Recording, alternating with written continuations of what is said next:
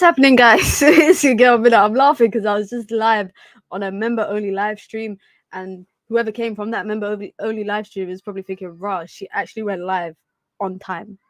That stream just ended. But listen, guys, big up to everyone locked in on this Sunday evening, second stream of the day, third actually, but second United stream of the day, because we got some new news across the afternoon surrounding Manchester United's transfer situation, particularly with their outgoings. There is some development with some incomings as well, so it'll be interesting to see what everybody thinks. So be sure to hit the like button, guys, and be sure to subscribe. We will be, I'm saying we, I do this all the time, I will be live again in about an hour and a half for Elden Ring episode 2. So don't go anywhere after this stream. You can hang around for a bit, grab some tea, grab some coffee, grab some snacks, grab your dinner, whatever you want to do, grab that, come sit down, and you can watch and chit chat. And please help me on Elden Ring, because I actually don't know what the hell I'm doing. So big up to everyone as always. Like I said, be sure to hit the like button, be sure to subscribe as well. If you want to join the Minions gang, you can. It's the pinned comment in the chat. You get, my friend's calling me. Give me a second. Yeah, I'm live on stream. Do you want to say hi to everybody on my channel? Hi, Mina's channel. I'll call you back after. All right. All right. Here, bye. Yeah, that's how I know she's not subscribed to my channel, guys. That's how I know she's not subscribed to my channel, because she would have seen that I was live. But like I said, if you want to join the Minions gang, you can. It's the pinned comment in the chat. You get your badges, you get your emojis, you get your custom member content, and of course you get to support the growth of the channel, the ever-growing channel. If you want to support the channel in other ways, you can. You can hit the like button, you can subscribe, or you can send in super chats with your thoughts, with your comments, with any questions you might have if you are enjoying and appreciate the content that I'm bringing you every single day as we build this community. It's the road to 5.2. We only hit 5K about a week ago. We hit 5K about a week ago, and now we're on our way to 5.2K, which means 6K ain't really that far off. It's not really that far off. But listen, guys, let's get into it, because of course we've got a bit to talk about. I think that a lot of the discussions are going to be surrounding Jadon Sancho, because reportedly we're hearing a lot of differing stuff. Is 1 minute it's PSG have agreed terms with him, next minute it's not much has evolved, but he is on the list. Now, I think one thing that we do know is that Jadon Sancho is not a priority for PSG. However, PSG are fans of him, so there's definitely that to take. His agents are aware, they have spoken with him, so I think the personal term news is relatively believable, because they are in communication with the agent. And I think it also has a big thing to do with Manchester United being interested in Manuel Ugarte. It might be one of them situations where it's I scratch your back, you scratch mine. You buy Sancho for 60, we'll buy Ugarte for 70. Really, we're paying 10 million.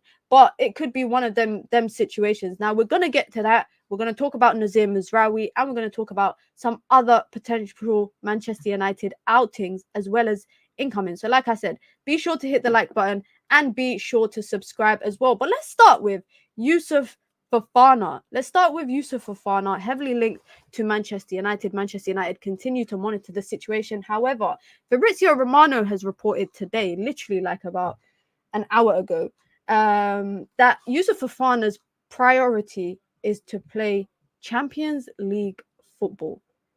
There's no agreement yet between AC Milan and Monaco, but he's already agreed personal terms with AC Milan many weeks ago, and he wants to join the club. West Ham had a bid rejected for him. Imagine that. And maybe he's staying firm on this notion that he wants to play Champions League football. Maybe he's actually being adamant with that. Now, the other teams that are interested in him, of course, Manchester United are included, as well as Atletico Madrid. He could wait 12 months and leave on a free. That means Monaco wouldn't get any money. But I think the only concern is Monaco increasing their price now that there's obviously more demand for the player. They were willing to let him go for 20 million euros or up to 20 million euros. But now it looks like Monaco have priced him for 35 million euros. West Ham have bidded for 35 million euros. However, the player does not want to join West Ham. So I think this whole notion that he wants Champions League football, of course, is definitely the case. Now, whether or not he joins Manchester United, I think we still don't know. We still don't know. But if he's already agreed personal terms with Milan and he also wants to go there as well and play in Italy, it could happen. But however, I could flip the script and say Joshua Zirkzee was in a similar position as well. AC Milan did not want to pay the high agent commission fees for Joshua Zirkzee, despite the fact that they had agreed personal terms with him and they had already agreed to pay his release clause. His agent was not happy. That it could be the same situation where Manchester United can swoop in and pay the fee that Monaco are asking and manage to convince the player to join. I think 35 million euros, which is about 29 million maybe pounds, I would say, up to 30 million pounds. That's quite a bit for a player that's on his last year of his deal, given the fact that, you know, Noussair Mazraoui, another player that Man United are linked to, has 2 years left on his deal and is going for way less than that. So Manchester United, again, you know, they haven't really helped themselves in this transfer window as well, in the terms that they've paid a 50 million fee for Lenny Euro, who also is on his last year, who was on his last year of his deal as well. So they don't help themselves with that situation. But that is currently the newest update that we have surrounding Youssef Fofana. Now, obviously, I don't think he's been a priority for Manchester United. Personally, I don't think he's been a priority for Manchester United, but I do think Manchester United have been interested in him. Man United were interested in him last summer as well. Before they got Amrabat, they just could not afford to buy him at the time. Nottingham Forest was interested in him. They ended up going for Ibrahim Sangare instead. So Manchester United have always been aware of this player. It's definitely not a player, I think, that Man United have just kind of started to notice in the last couple of months. I think there's always been interest there. But we spoke about Noussair Mazraoui on today's earlier stream, and we've got some more information from Fabrizio Romano as well, reported about an hour or so ago. Oh, I went to the wrong tab. Reported about an hour or so ago that Manchester United have agreed personal terms with Noussair Mazraoui. That's interesting. That's interesting because we've been knowing that. We've been knowing that he is fully committed to Manchester United. I think a situation for Noussair, I think the situation with Mazraoui is linked to De Ligt, because they want, what is it, 42 million pounds for De Ligt, up to 42 million pounds, and Manchester United do not intend to pay anything more than 38 million pounds. And maybe that it will impact whether Manchester United get Mazraoui or not. Now, I was thinking earlier in the week, maybe it could have been a double deal. I thought maybe it could have been a double deal. But I really do wonder if Manchester United are signing Mazraoui to be solely a right back, or are they signing Mazraoui as a left back? That's really, really what I want to know now. Of course, he can play across both sides. Of course, he's played for Erik Ten Hag, so he knows the Ten Hag way, if you want to say it like that. He knows Ten Hag's philosophy. He knows Ten Hag's temperament. He knows Ten Hag's personality and coaching style. So that is also another plus. You see, the certain, I really think when we talk about, you know, all these ex-Ajax players, a lot of these players that have been former players of Erik Ten Hag, they will run through a brick for him. I don't know if you realize. And maybe that is actually why Erik Ten Hag likes to sign the players that he used to coach, because he knows that they will go to war for him. Onana, Lisandro Martinez, Antony, even though some of you lot might not rate him, Antony, I'm saying you lot, but me included, Antony, another player that will run through a brick wall for the manager. That's loyalty there. So Noussair Mazraoui, obviously a lot of his situation at United does depend, or him joining Manchester United, a lot of it does depend on outgoings. If Wan-Bissaka basically has to leave for Mazraoui to join. Now, a little update on Victor Lindelof. He is close to leaving Manchester United. And we were speaking about this earlier on today's stream, about the players that need to be moved on. And Victor Lindelof was mentioned as one of the players that need to be moved on. Now, it's reported that Manchester United might not actually get anything more than 5 million for him. 5 million euros for Victor Lindelof. This is a player with over 200 appearances. This is you would look at Victor Lindelof and label him as a senior level player, experienced, senior professional. 5 million is dirt cheap, excuse me, but that is really, really cheap for a player where you're telling me Willy Camboala went for more than that?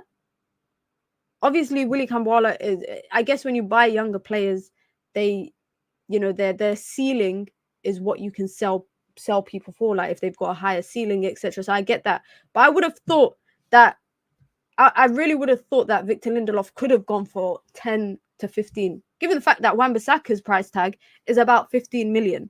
That is roughly the price tag that Manchester United are negotiating for with West Ham. I would have thought Victor Lindelof, in terms of for the number of years he's been here, for the number of games he's played, and sometimes he's a steady Eddie. You know what? That's the best way I can describe Victor Lindelof. When he plays his best, it doesn't blow you out of the water. It's not amazing, like world class. It's just steady Eddie, and maybe that's why he's going for such a low price, because he's at his best. He's just a steady guy. That's it. And I respect Victor Lindelof, because we've never seen anything negative come out about Victor Lindelof. I don't know if you lot realize, but we've never really seen much negative stuff come out about Victor Lindelof. I would have thought United could have definitely got a bit more money. I'm not gonna lie, I would have thought United could have definitely got a bit more money, but it's reported that he is getting closer to leaving Manchester United. But I guess this is where the majority of our discussion will come today. This is where a majority of our conversation will come. Now, about a week ago, it was reported that PSG had expressed interest in a move for Jadon Sancho. Now, obviously, PSG are moving a lot of chess pieces this summer. They've lost Kylian Mbappe, but obviously they've got players like Kolo Muani in the year before that. They got Gonzalo Ramos. They got Ousmane Dembele. They got Barcola. They're trying to get João Neves in right now, which is apparently at the final leg of the deal. With that deal, it's funnily enough that 70 million plus what looks like Renato Sanchez going in the other direction is what's going to bring João Neves over. Napoli are not interested in speaking to PSG about Kvaratskhelia. No interest there. AC Milan are not interested in speaking about Raphael. So there's not a move there. They are looking for a left winger. And you look at the players that they've been linked to in terms of the sort of left wingers they've been linked to. Obviously, they got Barcola, but they've been linked to Kvaratskhelia. They've been linked to Raphael. And now they've been linked to Jadon Sancho. Well, a week ago, they were linked to Jadon Sancho. Now, it appeared that a week ago that PSG had expressed interest and they had notified his team. And today, Fabrizio Romano has confirmed that PSG have made contact with Jadon Sancho's agents. There are no direct talks between PSG and Manchester United, but the players' team and PSG are in communication, and the French side are waiting on Manchester United to decide exactly what they're going to do with Jadon Sancho. Another report came out earlier today as well from France that PSG had agreed in principle.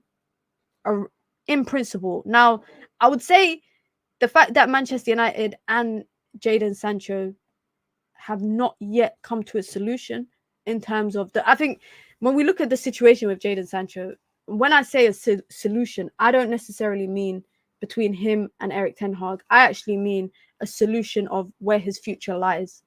Because him and Erik Ten Hag making up and him being reintegrated into the first team was probably just the first step of everything that's to come. I think Manchester United's stance on whether they're going to sell him or not needs to be very, very clear. It really needs to be very, very clear. You look at all the players that Manchester United actually have on that right-hand side or even on that left-hand side. And I think it's actually harsh that Jadon Sancho is the one that has to bite the bullet and be sold, because he's better than some of these wingers. Like, we can talk about the fact that, there are a lot of pros and cons to Jadon Sancho's time at United, but we cannot argue that he's better than some of the outlets that Manchester United have available on the wings right now. The only thing that is probably the reason why United probably want to sell him, I think, is because he's probably the more sellable asset than the rest of them. He has a bit of valuation to him. He has a price tag on his head. Now, it's reported that Manchester United are looking for a 60 million transfer fee. 60 million euros to PSG. I can't. Do you guys believe that? Do you guys believe that? Because the reason why I'm saying that is this is their priority signing right now. Right now, their priority signing is João Neves from Benfica.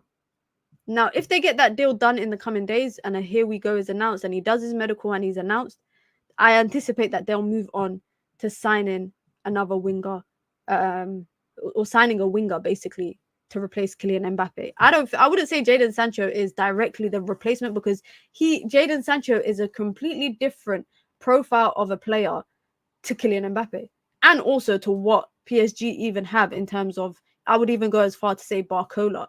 Now, I actually think, like I said, it's unfortunate that Manchester United are open to selling Jadon Sancho. And by the way, the price tag that originally was the case, that had been the case, was £40 million. So the fact that there are suggestions that the price tag has now gone from £40 million to possibly 50-something million pounds. Personal terms, apparently, and this is all reports, guys. Personal terms is not a problem between PSG and the player. I mean, if Jadon Sancho asks for 300k, they can definitely pay it. I mean, let's look at PSG's salaries. I'm actually curious to see what PSG pay their players. Allah, this is a lot of money. No wonder everyone wants to go to PSG. No wonder everybody wants to go to PSG. They be paying their players a lot of money. This is in euros, guys, by the way. Yeah, this is all in euros. This is all in euros. But this is a lot of money.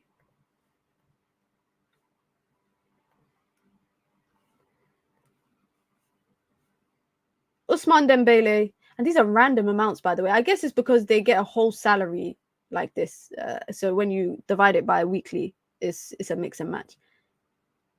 380k, 360k, 320k, 314k. Look at this. Look at this. Oh my God.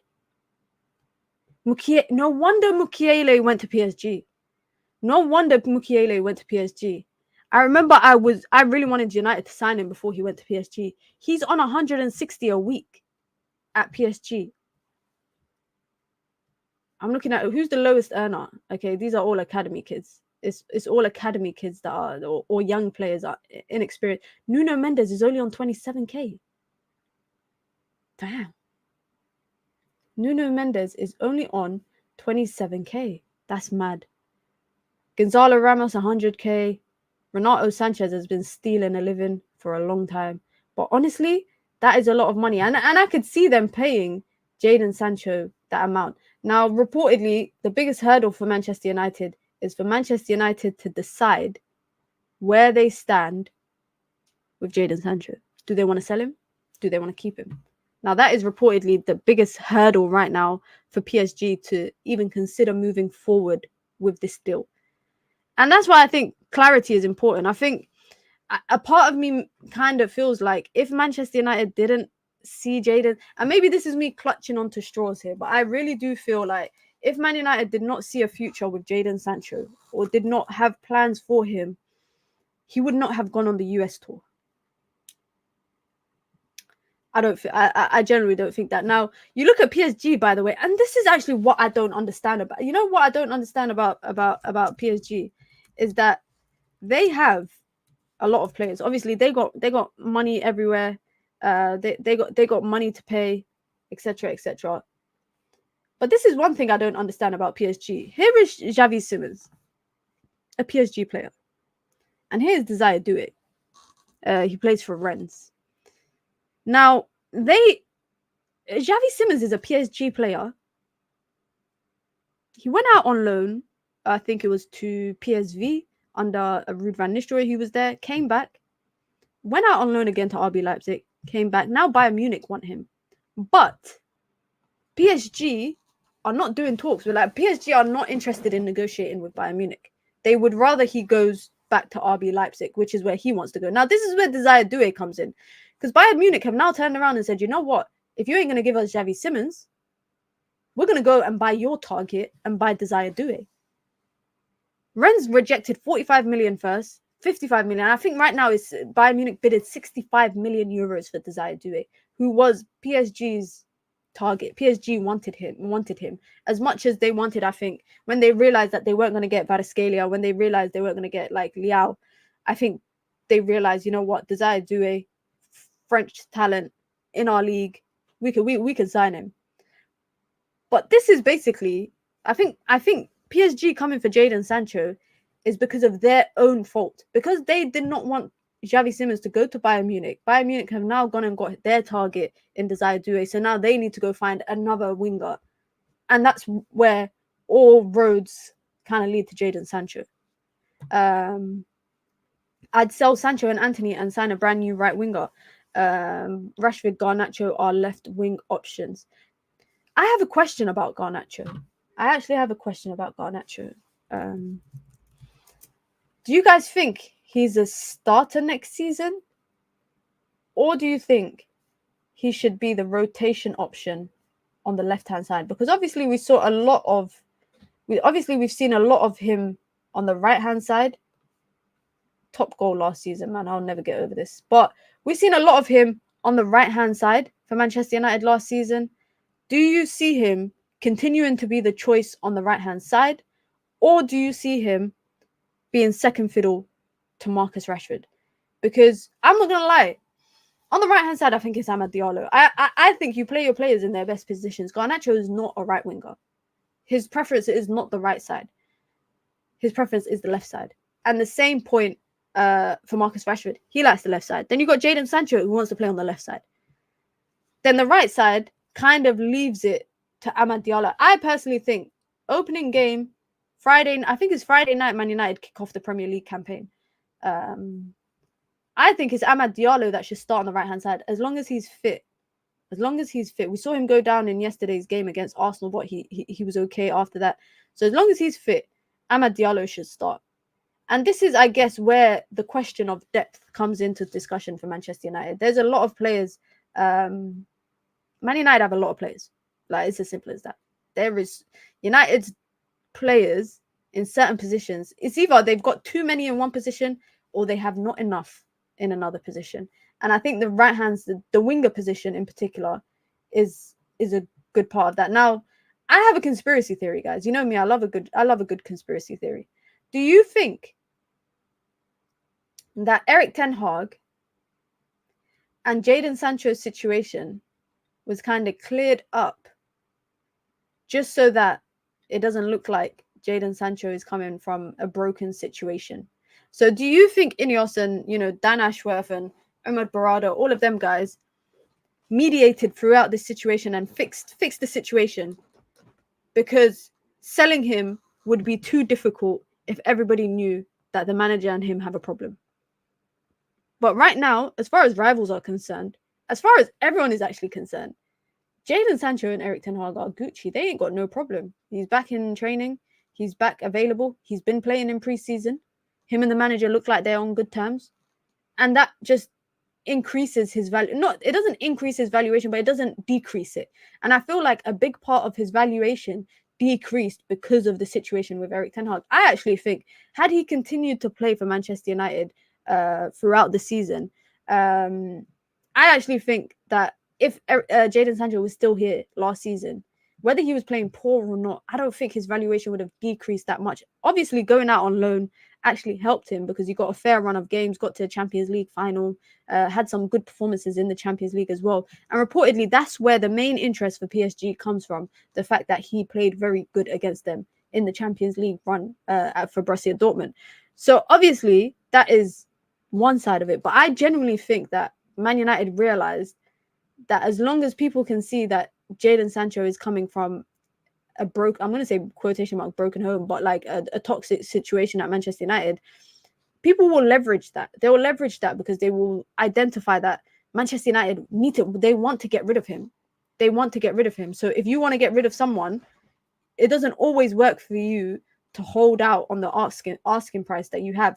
Because if we were to go back to, I will say, January times, or maybe even before he actually went out, before Jadon Sancho went out on loan, had we gone back to that time and we had that conversation about what is his price tag, a lot of people were saying 25-30 million will take it. A lot of people were saying 25 million up to 30 million will take it. I always felt like 30 million was too little for Jadon Sancho. If PSG are really willing to pay that price, 60 million, which is the reported fee, I don't know. I'll believe it when I see it. I believe it when I see it. And what I'll also believe when I see is that Manchester United are going to get Manuel Ugarte, because I think they could actually leverage the Jadon Sancho situation to kind of get Manuel Ugarte through the door. Like I mentioned earlier today, it seems like a lot of stuff to do with Man United's midfield transfers has quietened over the last week. I don't know if you lot realized, it's really quietened. It looks like Man United's focus right now is getting in a fullback. There's a little bit of discussion about Scott McTominay leaving to going to Fulham. There's a little bit of discussion. Casemiro, there's nothing around there. There's nothing around. There's a little bit of discussion about Christian Eriksen, but there's really not much surrounding Manchester United's incomings for midfield, which I think is probably the biggest hole that Manchester United have over the last 10 years. You look at the striker position, you look at the wingers, your fullbacks, goalkeeper, etc. Man United's midfield has been non-existent, or in particular, this position in midfield has been non-existent since Carrick left. Carrick left. And in that time, Carrick left, came back, became an assistant coach, left again, went to Middlesbrough, and Man United still haven't replaced him. Man United still have not replaced him since he's left. So for me, it's very, very worrying right now that all that talk has quietened down. Now, I do think, like I said, this PSG Sancho interest can maybe open the door to get this deal done. Because there is no way on God's green earth, God's beautiful earth that God has created, that they are signing João Neves for 70 million euros. And in that same breath, PSG want to ask for 70 million for Ugarte. Manchester United, in my opinion, should walk away. Because Manuel Ugarte is not worth 70 million. If you're going to pay that for a midfielder, go and sign Zubimendi. Go and sign Zubimendi. Isn't 50 million what PSG want for Ugarte? I'm no mathematics man, but I think there's a plausible swap deal. Well, they want it went their asking price went from 50 million euros to 70 million euros in the space of a couple of days. In the space of a couple of days, it literally went up by 20 million euros. Now, obviously, I think that is as talks were advancing for João Neves, which they have their right to do that. But Manchester United, I think, also have the right to walk away from that deal. And I hope that's actually what they do. With Jadon Sancho, guys, I'm not going to lie. I think there is definitely interest there from PSG. I definitely do think there's some interest there. But I think we got to wait and see. But we're going to come back to that. Just some news. Raphael Varane, bro, I miss you, man. I miss you. Raphael Varane joins Como on a 2-year contract plus option for a further season. At least he didn't go to a competitive team, I guess. I mean, he did say when he was at Manchester, and this is why you shouldn't trust men, guys. He did say, or you shouldn't trust anyone, actually. He said that he would not play for any other team in Europe when he leaves Man United. So it would have only been Lens, Real Madrid, Man United. Now, obviously, Como just got promoted to the top division under Cesc Fabregas. It's crazy that he was once upon a time playing against Cesc Fabregas, and now that's his coach. Football really works in mysterious ways sometimes. Football really works in mysterious ways. Now, I would really wonder what kind of pay cut that he took. I can't lie. I am a bit curious what kind of pay cut that he took to join Como. Obviously, he was earning a lot of money at Manchester United. He was on a bit of money as well at Real Madrid. So he must have had to cut a bit of his... He had to cut a bit. Man United agreed personal terms with Zubimendi. No, they didn't. No, they didn't. There is no news on Man United agreeing personal terms with Zubimendi. There is nothing there. Is random accounts are tweeting about Man United negotiating with Real Sociedad. Personal terms are not an issue, but that's not coming from anybody reliable, I would say. It's not really coming from anyone reliable. But just quickly on the Jadon Sancho topic, do you think 50 million is a reasonable fee? And you lot are probably going to think, man, what the hell are you talking about? Do you think 50 million pounds, which is about 60 million euros, is reasonable, because if PSG are willing to pay 50 million, are they that desperate? Now, no disrespect, I don't mean this in a disrespectful way. They've also been interested in, I think it was Nico Williams. I think they were interested in Nico Williams as well, but that's not happening. He wants to go to Barcelona, which is likely the case. PSG have now turned into a team, where they pay big fees for players and then just sell them a year or two later. I remember they brought in Renato Sanchez. His career has not really worked out at PSG. We always talk about Man United ruining careers. Look at PSG. Look at PSG in terms of what they've done. Gonzalo Ramos, before he joined PSG, was on fire. And he turned into a bench warmer for PSG, or a rotational striker. Mukiele was I wouldn't say a wonder talent or a wonder kid, but he was a promising talent. Nothing. Absolutely nothing. I think Hakimi has stayed consistent at PSG. I could say that. I think Vitinha is pretty good at PSG as well. I think Verratti, when he was at PSG, was a good player as well. I think Jadon Sancho, the best move he can do, I actually think he should go to Serie A. Like, I actually think if Juve turn up with a price that is within Manchester United's transfer request, I think he should go to the Italian league. I feel like it's either that or Dortmund is more suited for him. I would say Dortmund because of comfortability, because I would say it's because it's a familiar environment. It's something that he's comfortable with, somewhere he's been before, places that he has, experience with. But that I'm not like thinking about his technical ability and his style of play, etc., etc. I'm not too convinced that PSG is the right move for him.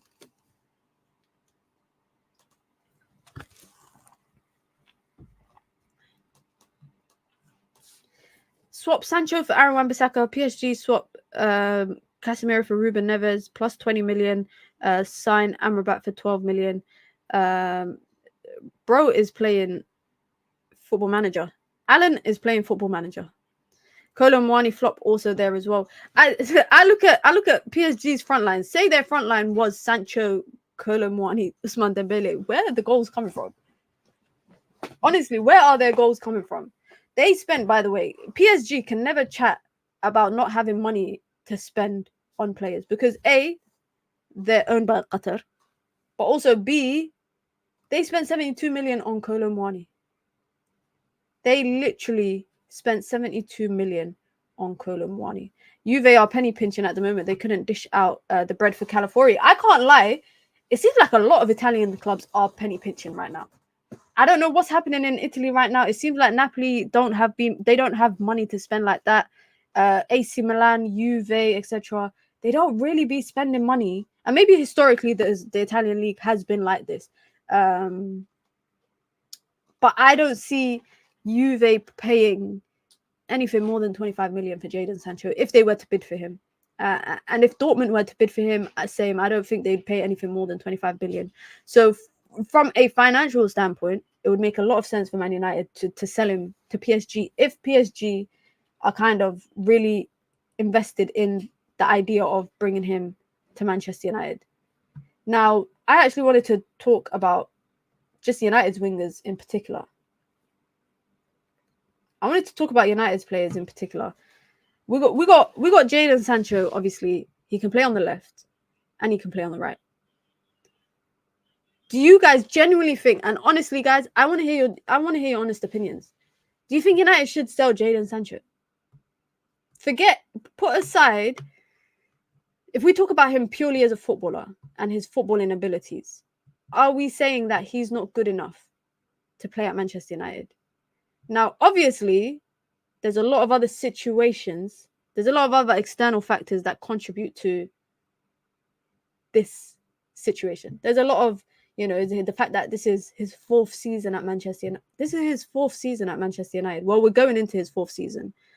On top of that, Erik Ten Hag's situation, the salary that he's on. But if we were to talk, I'm talking purely just footballing ability. Are you telling me Jadon Sancho is not good enough to play for Manchester United?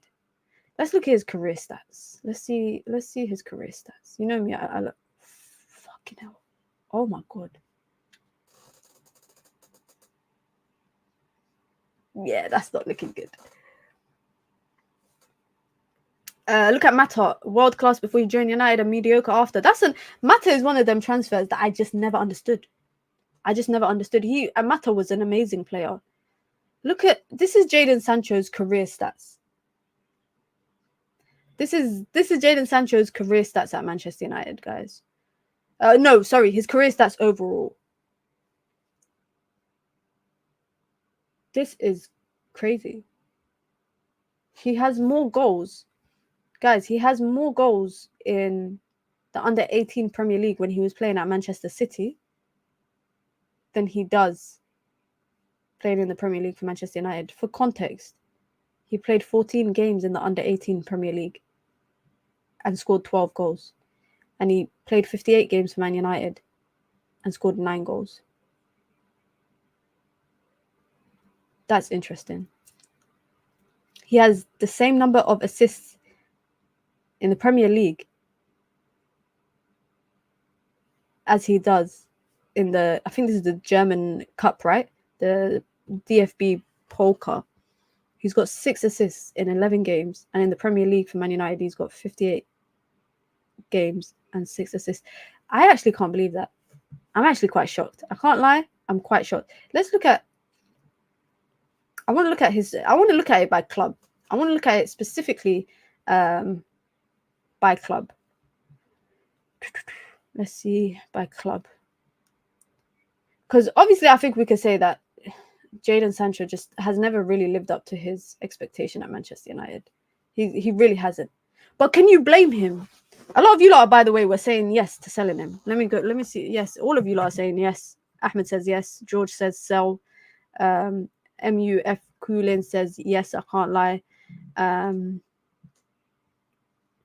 Suleiman, big up to Suleiman, says I don't think he'll have the work rate Ten Hag wants. It's not good enough. Alex says he hasn't lived up to the expectations on the pitch. Hassano says Sancho is better than Antony. Keep Sancho and sell Antony. Minna, did you hear about Amar Fatah who played for City? Yeah, I have. He plays. He came from. I've been following his career for some time because obviously he's Somali. He's from Sweden and he was playing for a Swedish team before he moved to Tros, who are owned by the City Group. So he actually doesn't play for City. He plays for the City Group, a team owned by the City Group. So obviously he just went on the tour with them. But yeah, apparently Pep has a lot of good things to say about him. So shout out to him. Minna, are you playing Elden Ring tonight, Minna? Yes, I am. I'm playing Elden Ring in about 45 minutes or so, give or take. So make sure you lot turn on your post notifications. So because I really need your help, guys. I really need your help with Elden Ring. So make sure you turn on your post notifications for that. But look at this.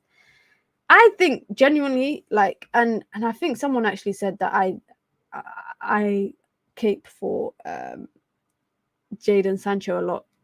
But I think Jadon Sancho, and I will die on this hill, guys. I will truly die on this hill. Jadon Sancho's transfer to United was the biggest mistake that they made that year.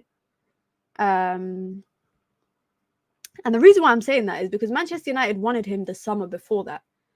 And then obviously they got him 12 months later, paying the price that Dortmund were adamant that they were going to get. Murto and Arnold and all Ed Woodward, all them guys, whoever it was, could not negotiate. 12 months later, they come back and pay the price that Dortmund asked. And in that summer, obviously, they signed Cristiano Ronaldo. And even Oli confirmed that Cristiano Ronaldo, signing Cristiano Ronaldo kind of changed the trajectory of the plans that they had for Manchester United. And what I mean by that is not necessarily a bad thing, but they had to now incorporate Cristiano Ronaldo as the focal point of the attack. Obviously, Cavani came off a good season that year. Marcus Rashford, Greenwood was still at the team. And what's his name? Anthony Martial. So obviously once Jadon Sancho came in, it was unfortunate, but it was too late. He came into a season which was, a bumpy one. Oli getting sacked mid-season, then an interim coming in, and then Erik Ten Hag coming in, and then a lot happening with his personal life, which we are not privy to know, which we don't need to know. in my opinion. It's not something that we should know. And then he makes a return after what? I think he was gone for 4 or 5 months. He was away training. And then he returns. And then a new season, which is his 3rd season at Manchester United, and he falls out with Erik Ten Hag. I just don't think anything has been as smooth sailing for Jadon Sancho during his time at Manchester United. And I might even go as far to say that maybe United should Man United have signed him? Do you actually think, if we were to go back to, when was it? Whatever year, 2020, when was it? 2019? Do you think Man United should have signed Jadon Sancho? I don't think so. I really think about it. 2019 or 2020, I can't remember when it was. I don't think so. I don't think so. I think about the fact that Man United signed him as a right winger, and then they turn around and say, we scouted him and he's good on the right wing. And then Jadon Sancho turns around, well, I'm a left winger. I like to play on the left. That's my preference. So clearly he was mis-scouted by Manchester United, because Manchester United for so long were looking for a right winger. I don't know how Man United's luck is. They sign a right winger. He doesn't want to play right wing. They sign another right winger. He's ass. And they spent a combined nearly 200 million. I'll say what, 180 maybe on both players. Is very, very unfortunate. And that is where my main question kind of goes to. If United need to make a decision on Jadon Sancho, which is reportedly that is where the situation lies right now. The situation lies in the fact that Man United need to make a decision as to whether they're going to sell Jadon Sancho or not. And then PSG will make their move if Manchester United are open to it. I don't know if Man United themselves have decided if Jadon Sancho will fit into Man United's plans. Because if we watched the preseason game yesterday, it looks like to me Man United are going down a 4-2-3-1 route. Wide players. You have people like Rashford and Garnacho. Then you have other players such as Ahmad and Sancho that are different type of profiles when it comes to wingers, which is what you need. I would much rather have, and this is, by the way, not me. I'm not saying United shouldn't sell Sancho. I think Jadon Sancho, if it's the right situation for him and it's the right situation for Man United, then they need to take the L and keep it moving. But please do not allow PSG to kind of hold out on the price tag. If Manuel Ugarte is truly Manchester United's midfield target, this should be some leverage. This really should be some leverage. United are not paying 70 million asking price for Manuel Ugarte. That's, to me, that is impossible. They keep still doing the same, buying players when you know the coach out the door. I don't think they know that the coach is out the door. The thinking with Sancho was to push Rashford into the 9th position, but that's not Rashford's game.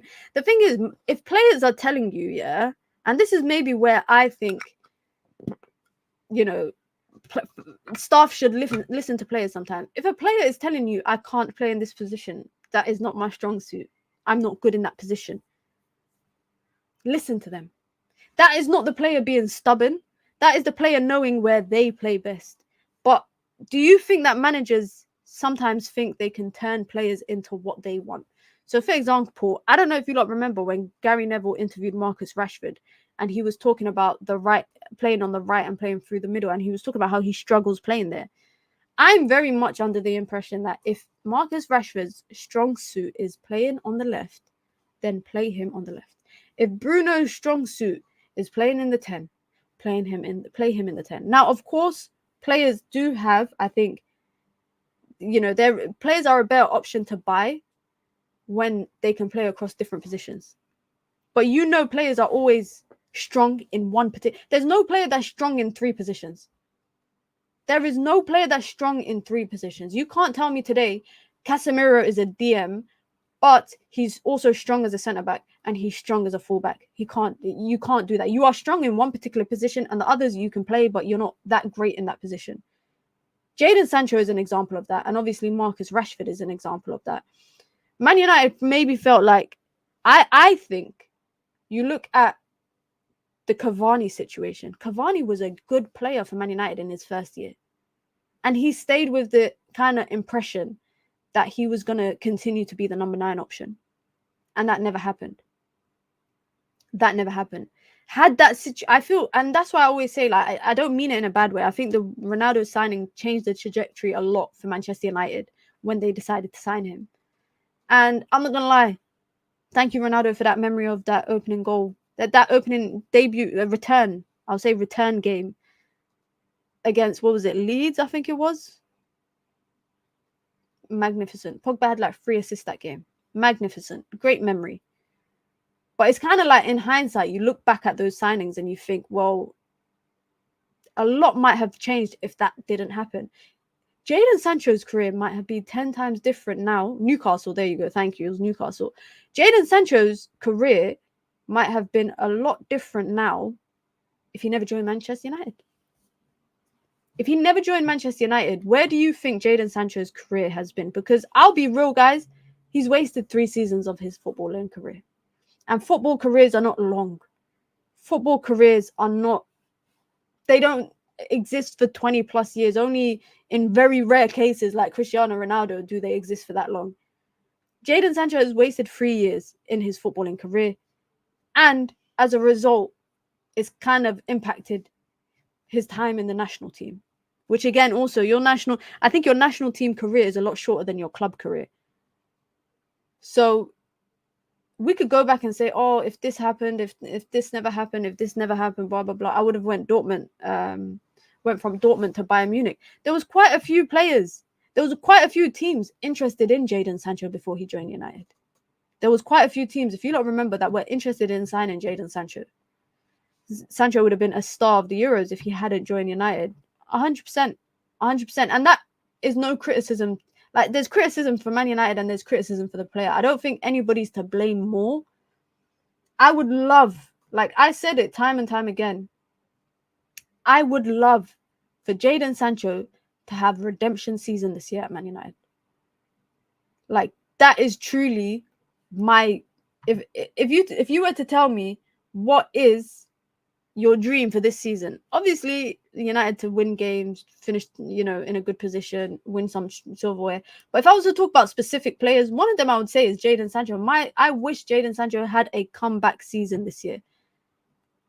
But then I'm like, is it even going to happen? Because I just feel like right now is I wouldn't say volatile, but Manchester United's ownership need to make a decision. Big up to Aminor, been a member for 7 months. Big up, says, I feel Sancho is a luxury player. Good riddance. I wouldn't say Sancho is a luxury. I don't know. The profile picture is Marcel. Would I say that he's a luxury? Would you guys say that he's a luxury player? Would you guys say that he is a luxury player? For me, Manchester United's ownership, these lot here, wow, that's really zoomed in, sorry. These lot here need to make a decision on what is happening with Jadon Sancho. And that is, for me, the quicker the solution happens, the better. The quicker the solution happens, the better. Chat, who's reporting this news about Sancho? Let's go back to the source of this news. The source, I think they're called GFFN, which is Get Football News France or something like that, was reporting about the Jadon Sancho news earlier this afternoon or later this afternoon. Fabrizio then came in and said that there is contact between PSG and Jadon Sancho's agents. A week ago, it was kind of confirmed that personal terms was agreed between Jadon Sancho's camp and PSG. There are no talks yet between PSG and Manchester United, as the French side are waiting for United to decide what they're going to do with Sancho. So essentially, the ball is in their court. But GFFN have reported that there has been an agreement in principle with Manchester United for Jadon Sancho, roughly around £50 million. Now, like I said, I'm taking that transfer fee with a pinch of salt. I am taking that with a pinch of salt. But there has been multiple reports over, I would say, the better part of the week that suggested that PSG and Jadon Sancho have agreed personal terms. That is definitely the case. Now, as you see on the screen, we see Sir Jim Ratcliffe, we see Umar Barada, we see Sir Dave Brailsford, we see Dan Ashworth. These lot are the guys that need to make a decision for Manchester United ASAP. ASAP. And that's why I said earlier that Man United's ownership probably rectified the situation between Erik Ten Hag and Sancho, because they realized it was probably doing more bad than good for them. And the reason why I'm saying that is that they probably realized that the more that the conflict between the two players, between the player and the manager, is out there for external people to see, the lower his transfer price. Now, I think there's I could be a conspiracist and say, Jadon Sancho is not joining PSG.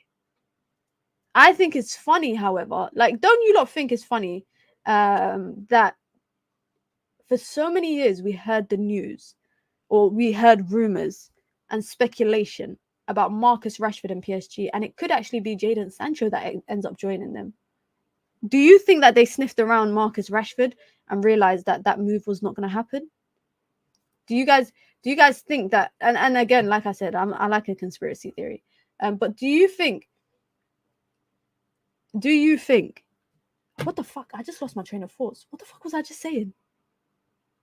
This is why I shouldn't read comments while I'm talking, because then I start thinking about the comment that someone said. Why do you think United legends send their sons to the City Academy instead of United? I think it's because City's academy has probably been more developed over the last number of years. I think United's academy is on the come up over the last couple of years. Carrington and Nick Cox, who is, I think, the director of the academy that they brought in. There's been a revolution with Manchester United's academy, which is why, by the way, there are a lot of Man United, I would say, players. There are a lot of Man United players or ex-players that play for the academy. There are. Oh, yeah, PSG going for Rashford. Yeah, there you go. Do you think that PSG have now switched to Jadon Sancho because they realised it's more likely for them to get a deal done there? Because for how many years? I think for the best part of 3 years. For the best part of 3 years, we've heard about this idea of Marcus Rashford joining PSG. Just before he signed his new contract, we were hearing about it. Even after this summer, we've been hearing about it. After yesterday's game, I don't think Sancho fits United. But what is United's form like? What and this is why I think it's kind of difficult to say that Sancho doesn't fit United, because I don't know what United's style is gonna be. Obviously, I can talk about what we've seen in the training session videos and what we've seen in the analysis of those sessions, where it's suggesting that United are putting the ball out wide and they're putting a ball into the box. And what I realized over yesterday's game is United can't keep possession. Once United do lose possession, they can keep possession, but once they lose it, it's very erratic. It's a very erratic style of football after that. Now, if Man United are, like I said, if Man United are going down a path where they're playing counter-attacking football, Jadon Sancho is probably not the best fit for that. But if Man United are going down this path where they're playing Erik Ten Hag football, which is possession-based football, because that's what we've been sold, right? We've been sold that Erik Ten Hag football, that he says that he can't play at United, but that is possession-based football, taking care of the ball, looking after the ball. Jadon Sancho is a player that can fit into that. He's a player that can fit into that. But if you talk about, maybe high-intensity games, is he going to be necessarily the right player to play? I'm not too sure. But I will say is there's nothing wrong with, I think, having different profiles of players, right wingers, left wingers in particular, having different profiles, because every game's different. Every opponent's different. If you're playing with a low block, if you're playing against a team with a low block and you're dominating possession, I want a player that's good at passing and moving. I want a player that is good at looking after the ball, recycling possession, getting the ball into dangerous positions. I don't want a player that's just going to run at a defender and lose possession immediately. I don't want that. I really don't want that. Big up to Aminor with the super chat. I appreciate the super chat. Thank you very, very much. Says, Wallahi, Antony is a bigger flop than Sancho. Facts. I don't want to do the comparison of who the bigger flop is, because one has been here. I don't even think it's a fair comparison to actually compare the two, and I will die on that hill. It's actually not fair to compare the two, because one of them has played inconsistently throughout the time he's been at United. And one of them in his first year was the first choice right winger. Second year, fair enough, Antony hasn't actually played consistently, especially in the latter stages of last season. He wasn't really a starting right winger. Jadon Sancho has also been in and out, and also, can I say, he's got a year on Antony. He's actually got 1 season on Antony. Let me see what you lot are saying in the chat. Listen, guys, be sure to hit the like button. Let's try to get to 100 likes. This is my 3rd stream of the day, guys, and it's not the last stream. We have 1 more stream after this for Elden Ring. So I will very much appreciate it if you can hit the like button if you've just come through. If you want to join the members gang, you can. It's the pinned comment in the chat. You get your badges, you get your emojis, you get your custom member content, and of course, like I said, you get to support the growth of the channel. If you want to support the channel in alternative ways, you can. You can like the video, you can subscribe, and you can send in super chats with your comments, with your questions, with your thoughts, as that supports me as a full-time content creator as well. This is interesting. This is an interesting picture. Man United's, I'm going to take Greenwood out of this because he's left. This is Man United's right wing options. I'm excluding Garnacho because technically Garnacho is not a right winger. If we say, if we're going off of technicalities, Garnacho is not a right winger. You cannot look at this and say to me Sancho is not the best or the better, is not one of the better players. Amad Diallo, I think, is a good player. I think Palestri, I think his time is kind of his time is like Hannibal's. I think is just best to move him on, which I think he's actually linked to a move out of Manchester United. Antony as well is a struggle. Sancho ain't a right winger as well. He's either better on the left wing or a 10. And that's the thing. Only Manchester United would scout a player for a whole year or nearly a year and a bit, sign him, and then realize that he actually can't play in the position that you signed him for. So now you have another left winger on top of the already number of left wingers that you have. That picture has a combined how many goals in a United shirt? Well, I couldn't tell you because I know Sancho got 12 goals for United in the Premier League. It's probably like 20 goals combined. Well, I actually think it might be even less than that, guys. I actually think it might be less than that in terms of combined goals. Damn. Bye Facundo. Yeah, I think out of all of these lot, Facundo is very probably the one that's most likely to leave soon. If he does stay, they'll probably just send him out on loan. I think the plan will definitely be for them to just send him out on loan and try get something moving for him. Fabrizio reporting, by the way, that this week is an important week for Manchester United in the transfer market. Many things could happen as United are working on multiple deals. I will ask you guys this. Who do you think United is bringing in this week? If they are actually saying that this week is an important week for Manchester United, how many players do you think United are bringing in? And who do you think it is? Luckhurst just mentioned Mazraoui. Let's see what Luckhurst is saying. Are we getting a here we go?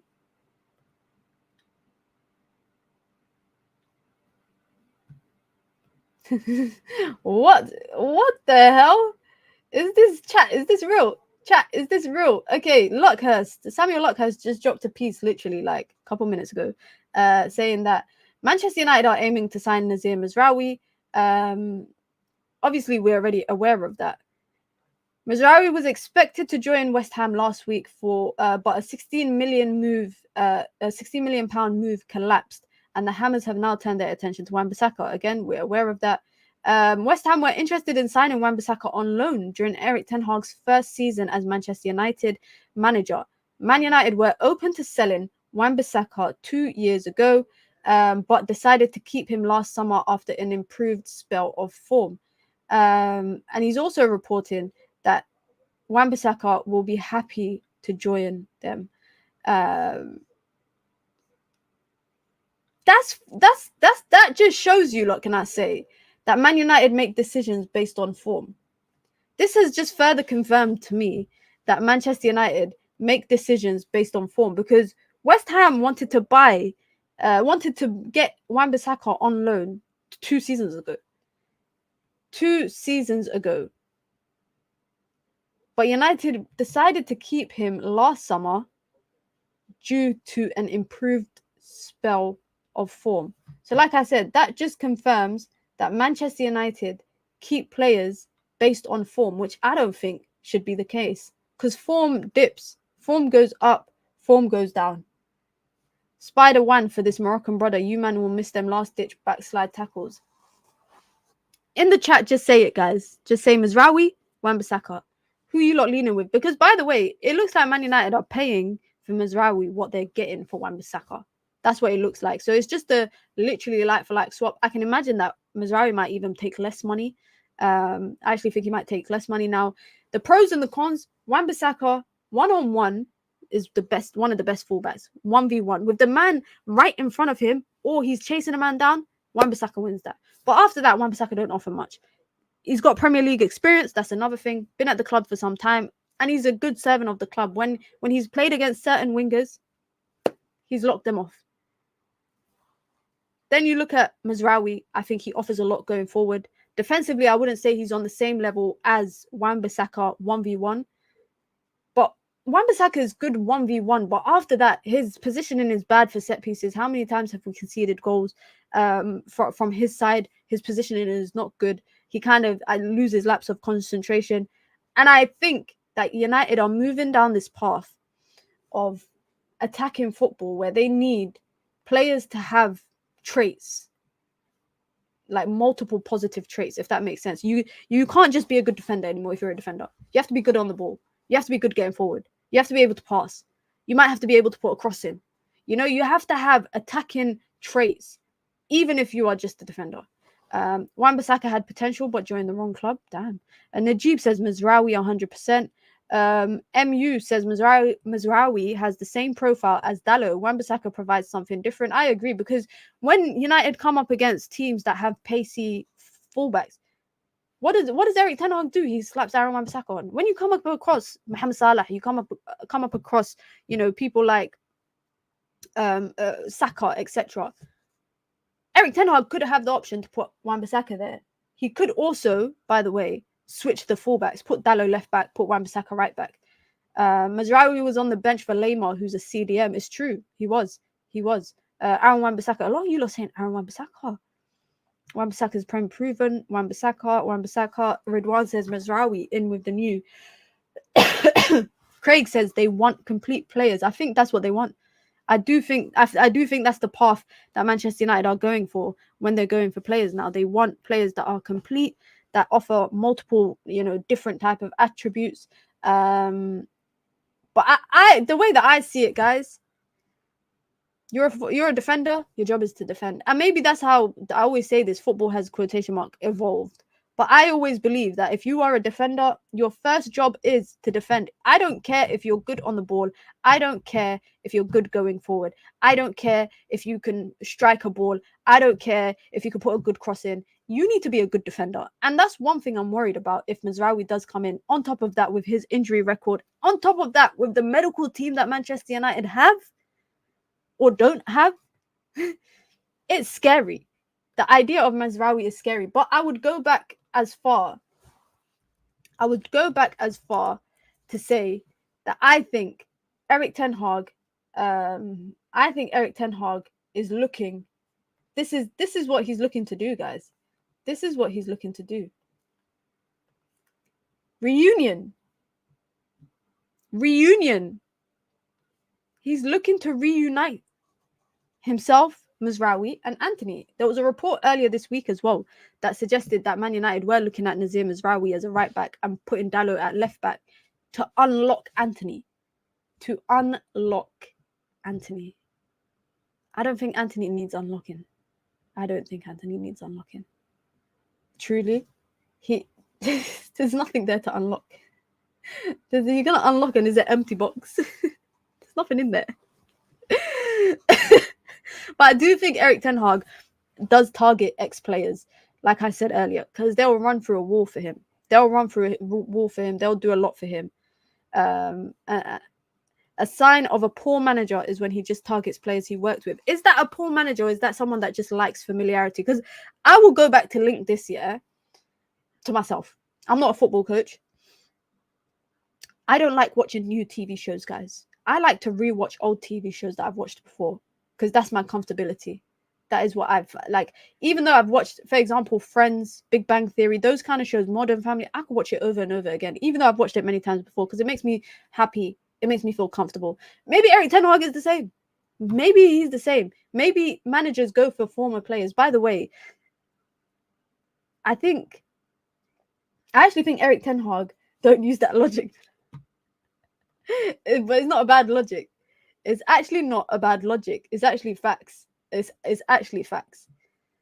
When Jose came to Chelsea, he brought Carvalho, Deco, etc. because he's familiar with them. Familiarity. Sometimes to implement what you're trying to do, you got to bring the pieces that you already had. And I kind of get that. Now, my annoyance comes from the prices that we might pay in that journey. Like, I'm not going to lie. Lisandro Martinez, for me, top player. Andre Onana, I think, will come good for Manchester United. But other than that, there's no other former Ajax player that Man United have that I think, yeah, I like them. Even De Ligt, like, me and KG have been having this back and forth for the last couple of weeks about De Ligt. Like, me and him, even on the phone, etc. We've been having this back and forth about De Ligt. And as much as I like the idea of De Ligt, I don't know what it is people see in him. Like, to talk about him in the manner which they do. Now, for me, there's no problem, in my opinion, for Erik Ten Hag to sign his former players within reason. Within reason. It has to be reasonable. That's it. That's literally it. I don't want you to go and recreate your entire starting 11 for Ajax. We will give you Chalobah for 25 million. God forbid. God forbid. I would only take Chalobah, Trevor Chalobah, if he's available for like 10, 15. And 10, 15 million if he's strictly rotation. Strictly rotation. And if, a lot of ifs here, if United signed De Ligt. So if United signed Euro and they signed De Ligt and you're telling me Chalobah is the third centre-back that they're signing for depth, I will take it. I will absolutely take it. But 25 million for Trevor Chalobah, I ain't interested. And I hope Man United are not interested in it either. Personally, I hope that that's definitely not the case. But guys, listen, big up to everyone locked in, man. You know what it is. I've been very, very consistent with the content today. I've been very, very consistent with the content today. I did a stream earlier this afternoon talking about our preseason game. Did a little member-only live stream. Then we came back today, well, now with this stream. And then I will be live. It's Maghrib now, so I need to actually go. But I will be back in about 20 or actually 15 or 20 minutes. So Elden Ring episode 2. I need to set up my equipment for that. And obviously it's Maghrib in the UK, so you lot get going if you're in the UK, if you're Muslim. I hope to see a lot of you guys on that Elden Ring stream. We just hit 100 likes on the stream as well, so that's 2 consecutive streams today where we've hit 100 likes. If you are familiar with Elden Ring, if you are good at Elden Ring, or you just want to see me make an absolute donut of myself, come through in 15 minutes for that Elden Ring episode 2. Big up to everyone for sticking around today throughout the stream. And we'll be back. We'll be back, man. And if there's any Manchester United news between now and tomorrow, I will be live. But if not, Manchester United content, we will be live again tomorrow, guys. I'm out. Peace.